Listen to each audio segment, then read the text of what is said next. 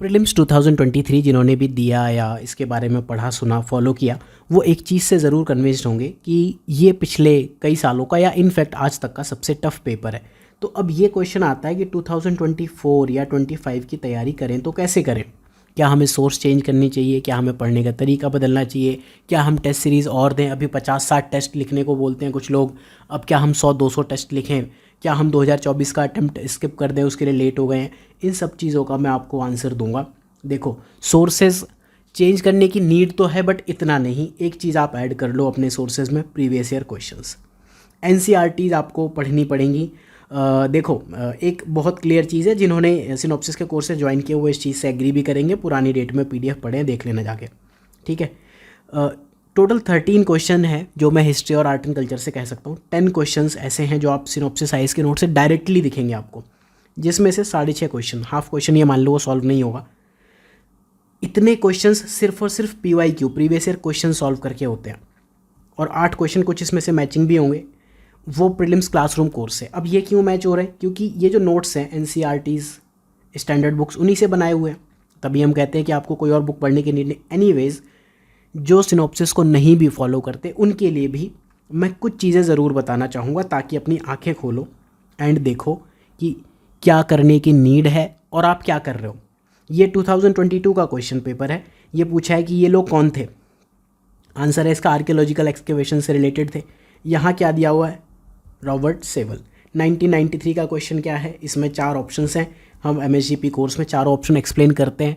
अगर आपने फॉलो किया हो तो इतना तो पता ही है ना कि 4 ऑप्शन देखने होते हैं। ये देखो इसका एक्सप्लेनेशन में, आर्कियोलॉजिकल वर्क सीधे सीधे डायरेक्टली हिट है।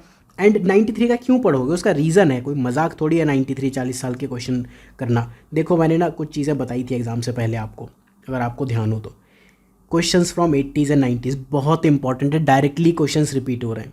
स्टेटमेंट टाइप क्वेश्चन इसमें आप देखना कितने पूछे जाते थे कि एजर्सन रीजनिंग वाले, स्टेटमेंट 1 स्टेटमेंट 2 टाइप के। ये वीडियो आप देख लेना, आपको समझ आ जाएगा पेपर कहाँ से आ रहा है, ठीक है, क्या है। एंड अपार्ट फ्रॉम दैट कुछ जो करंट अफेयर्स के लिए चीज़ें बनाई हैं वो आप यहाँ देख लेना। इनफैक्ट ये वीडियो तो ज़रूर देख लेना, सुपर फास्ट वाला एंड एक हिंदू कि करंट अफेयर्स कहाँ से पढ़े, ये वाले 2 वीडियोस जो एंड में ये वाले हैं। आपको ये भी समझ में आएगा यूट्यूब पे चल के आ रहा है, माल मसाला कहाँ से कॉपी हो रहा है, ठीक है। ये क्वेश्चन डायरेक्टली हिट दिख रहा है आपको, जिसने 93 का क्वेश्चन किया। कंडीशन क्या है? 93 के क्वेश्चन करोगे। अब ये साइंस पे क्वेश्चन पूछा, देखो भजा और ये से टान वसल, ये ऑलमोस्ट सबको पता है कि हाँ ये वाला ट्रू है, ये वाला ट्रू है। मेन जो इसमें प्रॉब्लम फंसती है वो है बेसनगर, ये शैवाइट है या वैष्णवाइट। देखो प्रीवियस ईयर में 1989 में क्वेश्चन पूछा है एंड इसका एक्सप्लेनेशन आप देखो, बेसनगर पिलर क्लियरली यहाँ मैंशनड है, वैष्णविज्म। अब प्रीवियस ईयर ऐसे नहीं कि यहाँ बेसनगर लिखा है हो गया, इसके एक्सप्लेनेशन से आपको क्या चीज़ें सॉल्व होती हुई दिख रही हैं।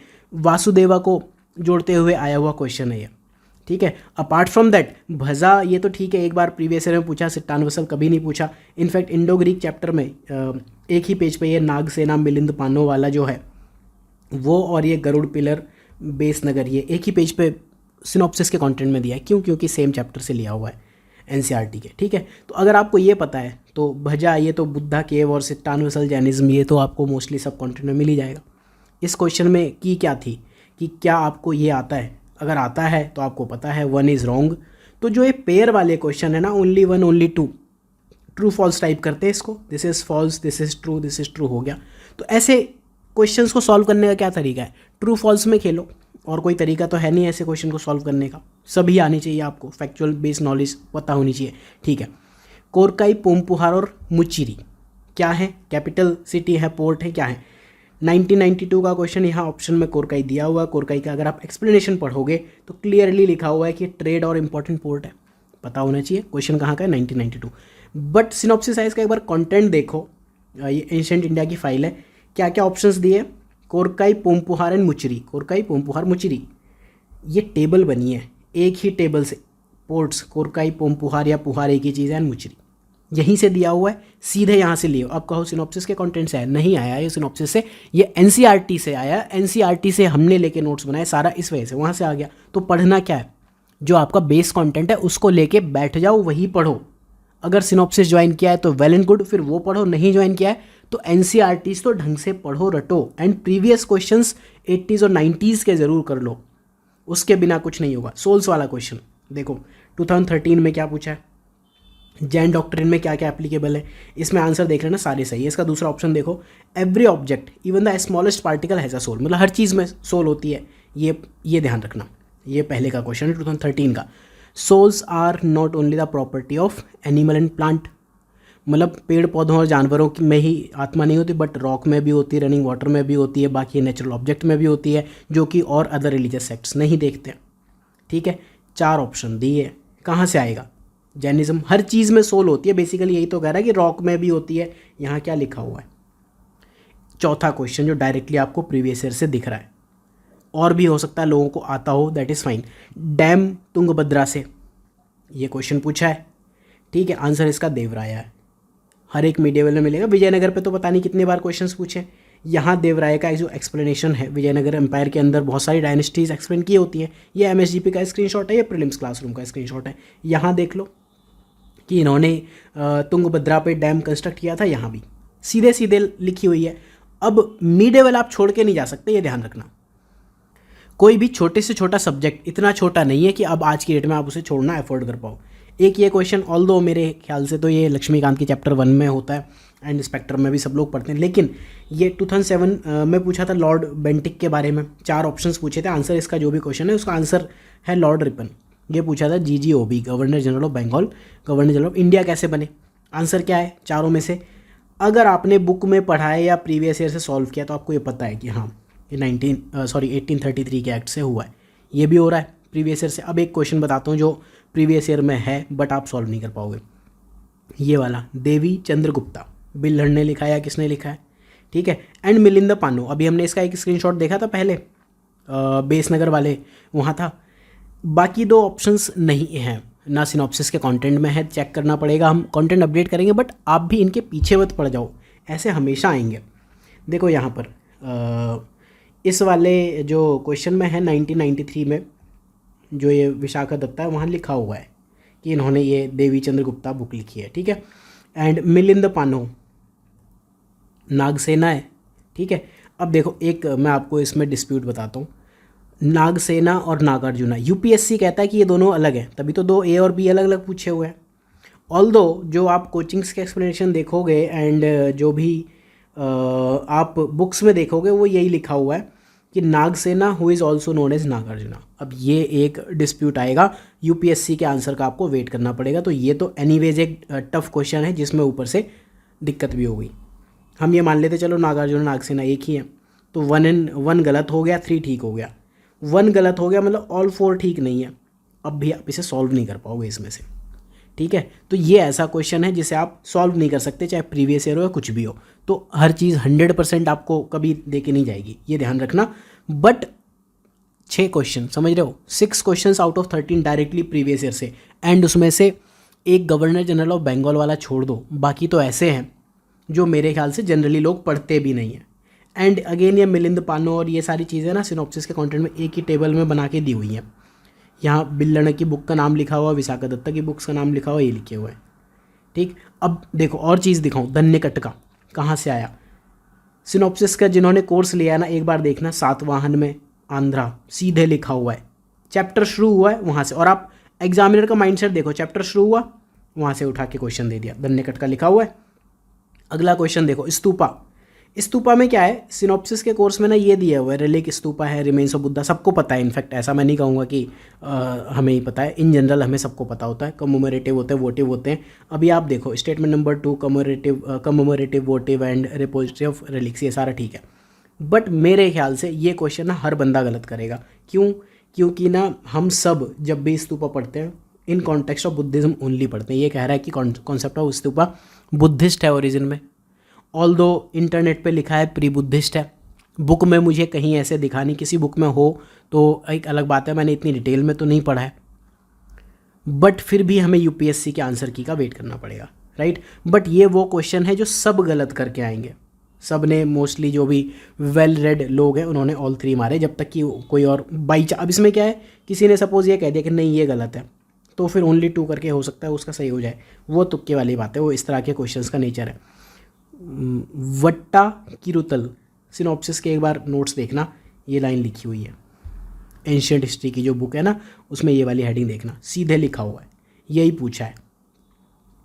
Ritual suicide by starving himself to death, सीधे लाइन उठा के पूछी है, एनसीईआरटी की लाइन है। डायनेस्टी से, अब ये क्वेश्चन देखो कैसे आया। यहाँ 4 डायनेस्टी दिए हैं, होयसाला, गहदावल, काकतीय, यादव। ये क्वेश्चन कहता है कि इनमें से अर्ली 8th सेंचुरी में कौन सी थी। जो आप चोला का चैप्टर उठा के देखो, वहाँ लिखा है चोला ये 9th सेंचुरी से शुरू हुआ है। चोला के चैप्टर में लाइन से यादवास दिए हुए हैं, काकतीय दिया हुआ है, होयसाला, एक हेडिंग में सम स्मॉलर किंगडम इन चोला एम्पायर, एक ही में दिए हुए सारे। मतलब चोला स्टार्ट कहाँ से हुआ, 9th सेंचुरी से, और यहाँ पे क्वेश्चन क्या पूछा, अर्ली 8th सेंचुरी। मतलब ये भी गलत, ये भी गलत, ये भी गलत। अब ये गहदावल कहाँ है, अगला चैप्टर, ये एज ऑफ कॉन्फ्लिक्ट यहाँ दिया हुआ। टाइम देखो क्या है। जिसने सिर्फ बुक की हेडिंग पढ़ी है ना, कंटेंट की सिनॉप्सिस में या फिर एनसीईआरटी में, वो बंदा कर लेगा कि ये भी गलत है, all of the above are wrong, सब गलत है। ठीक है, स्टैंडर्ड बुक से एनसीईआरटी से हुआ ये। देन किसने दीव को पोर्टुगीज़ को सरेंडर किया था। एक ये लाइन देख लेना जहाँ भी पोर्टुगीज़ की हेडिंग होगी, आई थिंक स्पेक्ट्रम में भी दिया हुआ है, ये लिखा हुआ है दीव एंड ये किसके टाइम में बहादुर शाह ने किसको दे दिया था, दीव और बेसिन। यही क्वेश्चन पूछा है, आंसर आ गया। ठीक है, अगला नेशनल हैंडलूम डे। मेरे ख्याल से इंडिया ईयर बुक का क्वेश्चन है, तुक्का मार के आप इसे ठीक कर सकते हो। क्योंकि देखो क्वेश्चन कह रहा है 7 August is declared as national handloom day, हो मोस्टली नहीं पता होता लोगों को। And it was in 1905 that Swadeshi movement was launched on same day. इसमें आप ये ज़रूर कर सकते हो, कोई सा एक तो ट्रू होना ही होना है। ठीक है, अगर मैं इसे सॉल्व करता तो ए लगाता, कैसे लगाता, और बहुत सारे लोगों ने ऐसे ही ए लगाया। इन क्वेश्चंस का नेचर क्या होता है कि दोनों एक साथ गलत नहीं होते, कोई सा एक ट्रू होता है। अब यहाँ पे मुझे इसमें डाउट है फैक्ट में कि ये सही है या गलत है, लेकिन ये फैक्ट थोड़ा ठीक दिख रहा है। ठीक है, और अगर मैं इसे ठीक मानता हूँ कि ठीक है ये 7 अगस्त, ये डेट तो सबको पता है, स्पेक्ट्रम वगैरह सब में लिखी है 7 अगस्त 1905 में स्वदेशी मूवमेंट लॉन्च हुआ था। ठीक है, यहाँ रीज़न तो पूछा नहीं है, इस डेट में ही तो पूछा है। ठीक है, तो ये तो 100% ट्रू है, सबको पता है। इसका मतलब स्टेटमेंट ये वाला सी आपका एलिमिनेट हो जाता है। अब आपको ये देखना है कि क्या ये वाला आपका चला ही गया, 2 ठीक हो गया ना, तो इनमें से आपका आंसर हो सकता है डी में से या इनमें से। ठीक, अब ये जो क्वेश्चन का नेचर है ना, थोड़ा सा ऐसा अगर आप सोचो कि अगर इस दिन नेशनल हैंडलूम डे होता होगा तो क्या स्वदेशी मूवमेंट लॉन्च हो सकता है उस दिन। अगर कर लो तो ए लगा दोगे, अदरवाइज़ ये क्वेश्चन गलत कर लोगे। मैं इसे एक टफ क्वेश्चन में ज़रूर मानता हूँ, लेकिन लोगों ने तुक्के मार के इसको ठीक कर लिया है। बट एनीवेज इसको छोड़ो आप। अब आपको समझ आया क्या रोल है प्रीवियस ईयर का। एंड जहाँ मैं ये लिख रहा हूँ कि सिनॉप्सिस साइज के नोट्स में है, ये सारी एनसीईआरटीज़ है, बस हमने क्या किया वो एनसीईआरटी समराइज़ करके दे दी। अब लोग पूछते हैं कि तैयारी कैसे करें। मैं गाइडेंस सीरीज़ का जो एक पहले का वीडियो है वो आपको उसके कुछ पॉइंट्स बता देता हूँ। टेस्ट सीरीज़ अनरियलिस्टिक क्यों है। टेस्ट सीरीज़ तो प्रीलिम्स के लिए छोड़ दो आप, क्योंकि purpose of test series is very different. Test series का पर्पस आपको एग्ज़ाम निकलवाना नहीं है। रियलिस्टिक क्यों है, थोड़ा ये बात करें, पहले भी बात की है। ऑल इंडिया रैंक ये तो कतई बेहुदा वाहियात चीज़ है। टेस्ट सीरीज़ का पर्पस अगर आप ये देखते हो ना, सिलेबस कंप्लीट करने के लिए और आपकी जो प्रिपरेशन में लूप होल है, ठीक है, उसके लिए तो ठीक है। आप एग्ज़ाम रेडी या सिमुलेशन 2 घंटे में कैसे सॉल्व करना है उसके लिए ठीक है कि आपने कोई एक पैराग्राफ किसी बुक में पढ़ा था एंड आपको लगा ये वाली लाइन इंपॉर्टेंट नहीं है, आप अगले पैराग्राफ पे पहुंच गए, आपने अगला पढ़ने लगा। ठीक है, अब टेस्ट सीरीज़ में इस लाइन से क्वेश्चन पूछ रहे तो आपको ये समझ में आ जाएगा ये लाइन इंपॉर्टेंट है एग्जाम पॉइंट ऑफ व्यू से। इसके अलावा टेस्ट सीरीज़ का कोई भी रोल नहीं है। क्यों?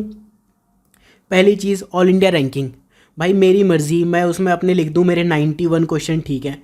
लोगों ने ना टेस्ट सीरीज़ में आप देखना ऑल इंडिया रैंकिंग, सिनॉप्सिस में ना हम लोग ऑल इंडिया रैंकिंग नहीं करते, लोग डिमोटिवेट कर जाते हैं स्टूडेंट्स, सीरियस स्टूडेंट्स को। सीरियस स्टूडेंट क्या आ रहे हैं नंबर 80 और वहाँ दिख रहे हैं लोगों को 190, 180, 170, तो यहाँ सीरियस लोग परेशान हो जाते हैं। तो ऑल इंडिया रैंकिंग पे तो कभी मत जाना। टारगेट स्पेसिफिक 25 से 35 टेस्ट बनाने हैं। आप समझो मेकर्स ऑफ टेस्ट सीरीज़ कौन है सारे इंस्टीट्यूट में। यार सिनॉप्सिस में ना हम लोग पागल हो गए, ढंग के टेस्ट सीरीज़ बनाने वाले लोग देखते देखते, ढंग के कंटेंट बनाने वाले लोग देख के। कतई गधे बेवकूफ़ भरे पड़े इस कंटेंट डेवलपमेंट मार्केट में। आप लक्ष्मीकांत पढ़ लो, स्पेक्ट्रम पढ़ लो, कल से कहो हम तो कंटेंट डेवलपर हैं, हम तो कंटेंट डेवलपर हैं। ठीक है, विजन का जो हेड ऑफिस है ना, वही ऑफिस आज की डेट में सिनॉप्सिस का हुआ करता है। वही लोग वहाँ काम करते हैं, वही लोग यहाँ काम करते हैं, वही लोग फोरम में काम करते हैं, वही लोग जीएस स्कोर में, वही लोग सब जगह वही काम कर रहे हैं। ठीक है, फिर भी यूपीएससी लेवल के क्वेश्चन नहीं बना पा रहे। वेग ट्रिक क्यों? क्योंकि आप एक प्री की तैयारी कर लो, प्री निकाल के चले जाओ, किसी भी इंस्टीट्यूट में आप टेस्ट सीरीज बना सकते हो। तो सबका एम क्या है? बाकी लोगों से कॉम्पीट करना है। यूपीएससी पैटर्न तो कोई खोल के भी नहीं देख रहा। अदरवाइज ये 90s के क्वेश्चंस क्यों नहीं है आपकी टेस्ट सीरीज में, आपके कंटेंट में क्यों नहीं है?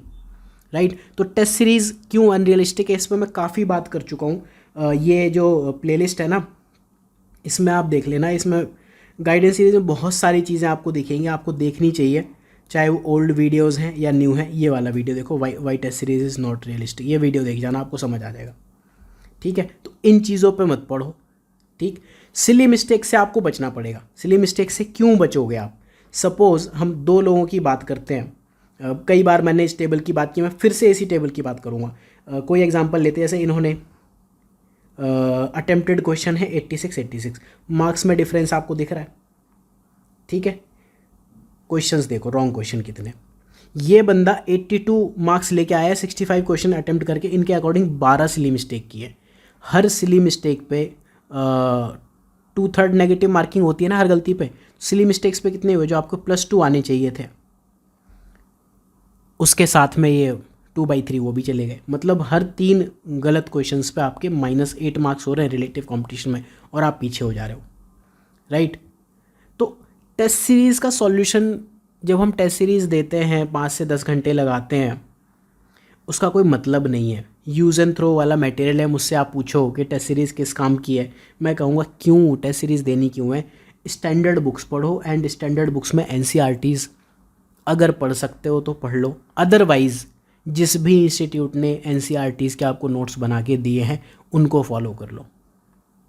राइट, लक्ष्मीकांत जैसी बुक में भी ये इशू है। 7th एडिशन में बंदा लेके आ पाया है कि कॉन्स्टिट्यूशन की बुक में मैं कॉन्स्टिट्यूशन का चैप्टर डाल दूं।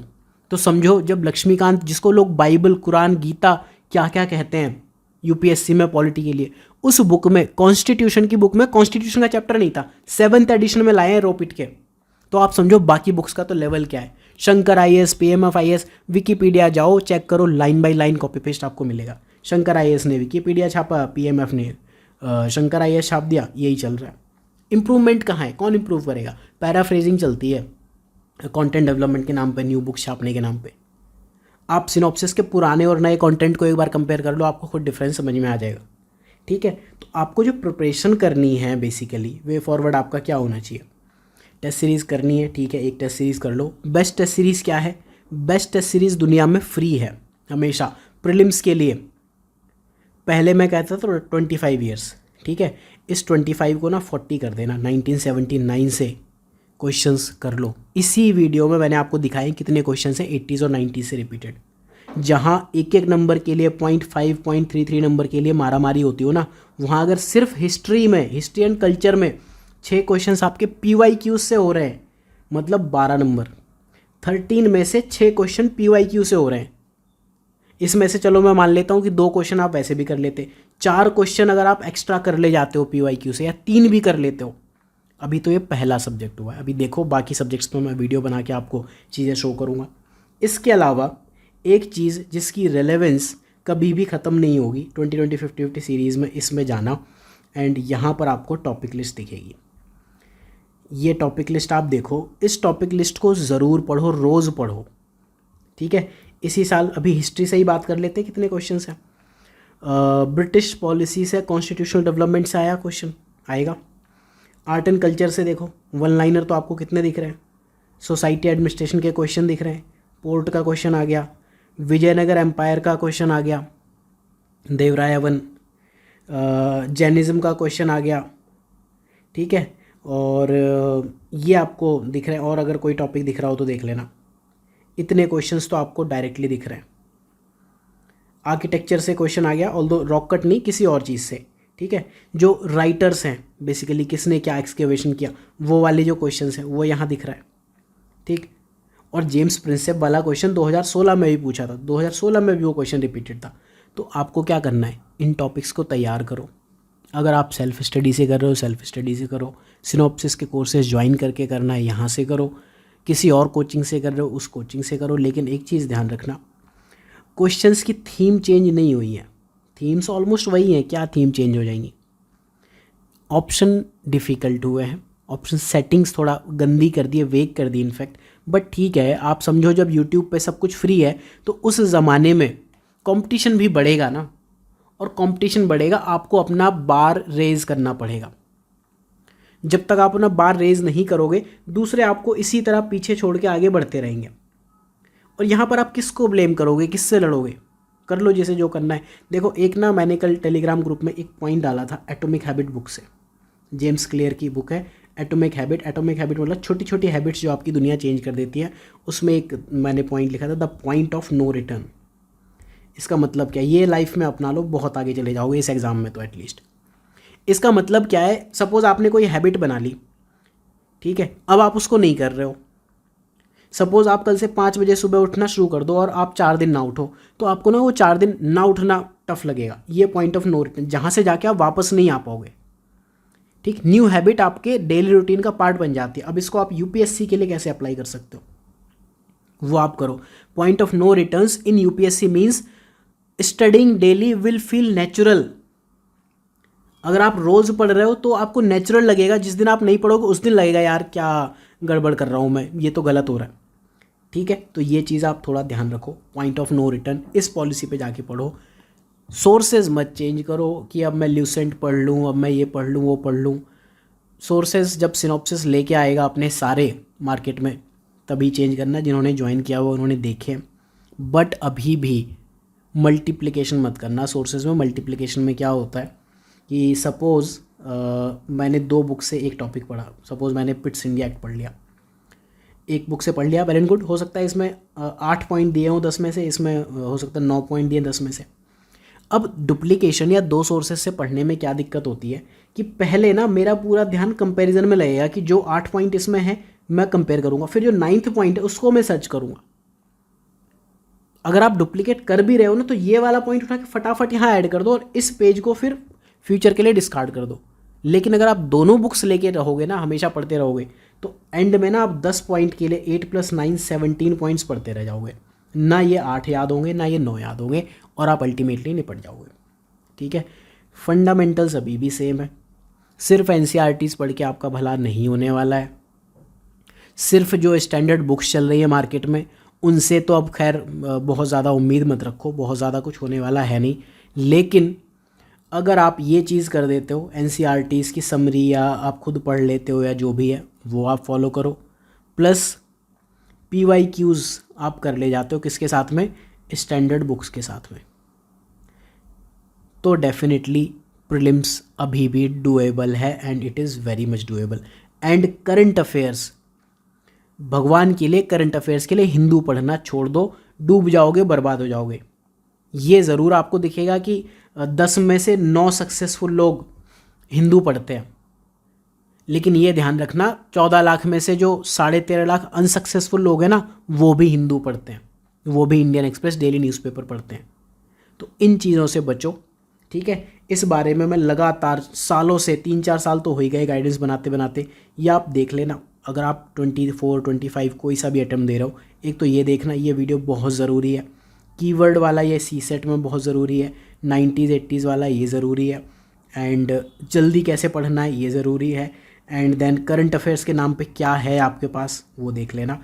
बाकी इस प्लेलिस्ट में जो भी आपको चीज़ें ठीक लगे वो आप देख लो। Right, so thank you for watching. I hope कि मैं आपके पास अपनी बात पहुंचाने में कामयाब हुआ हूं। अगर आपके पास कोई भी डाउट है, क्वेरी है, आप पूछो कमेंट सेक्शन में, मैं डेफिनेटली उसका आंसर दूँ।